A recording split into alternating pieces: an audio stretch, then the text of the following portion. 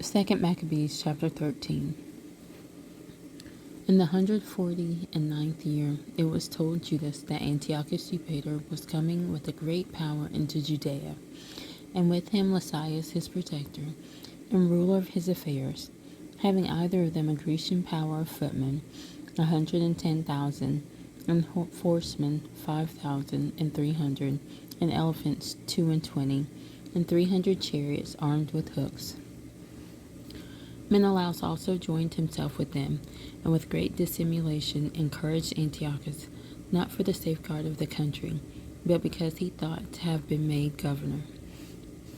But the King of Kings moved Antiochus' mind against this wicked wretch, and Lysias informed the king that this man was the cause of all mischief, so that the king commanded to bring him into Berea, and to put him to death, as the manner as in that place.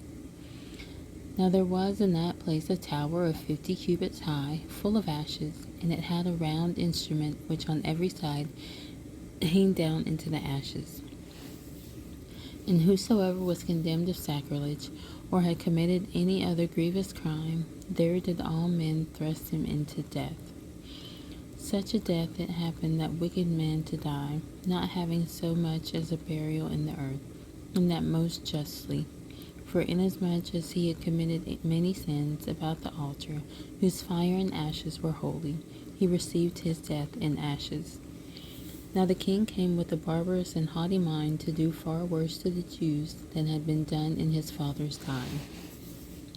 Which things when Judas perceived, he commanded the multitude to call upon the Lord day and night, that if ever at any other time he would now also help them, being at the point to be put from their law, from their country, and from their holy temple, and that he would not suffer the people that had even now been but a little refreshed, to be in subjection to the blasphemous nations.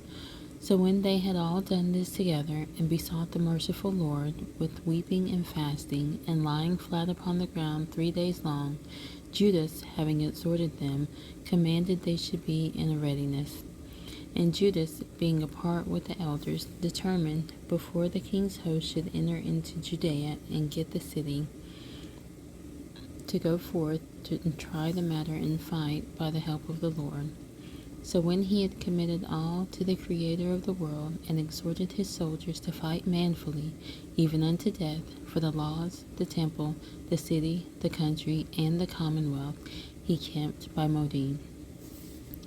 And having given the watchword to them that were about him, victory is of God, with the most valiant and choice young men, he went into the king's tent by night, and slew in the camp about 4,000 men, and the chiefest of the elephants, with all that were upon him. And at last they filled the camp with fear and tumult, and departed with good success.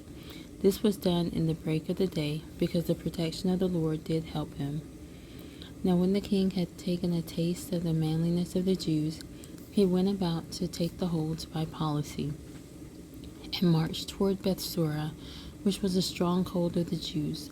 But he was put to flight, failed, and lost of his men. For Judas had conveyed unto them that they that were in such things as were necessary. But Rhodicus, who was in the Jews' host, disclosed the secrets to the enemies. Therefore he was sought out, and when they had gotten him, they put him in prison. The king treated with them in Bethsum the second time, gave his hand, took theirs, departed, fought with Judas, was overcome, heard that Philip, who was left over the affairs in Antioch, was desperately bent, confounded, entreated the Jews, submitted himself, and sware to all equal conditions, agreed with them, and offered sacrifice, honored the temple, and dealt kindly with the place, and accepted well of Maccabeus, made him principal governor of Ptolemais unto the Gerrhanians. Came to Ptolemais, the people there were grieved for the covenants, for they stormed because they would make their covenants void. Lysias went up to the judgment seat, said as much as could be in defense of the cause, persuaded, pacified, made them well affected, returned to Antioch. Thus it went touching the king's coming and departing.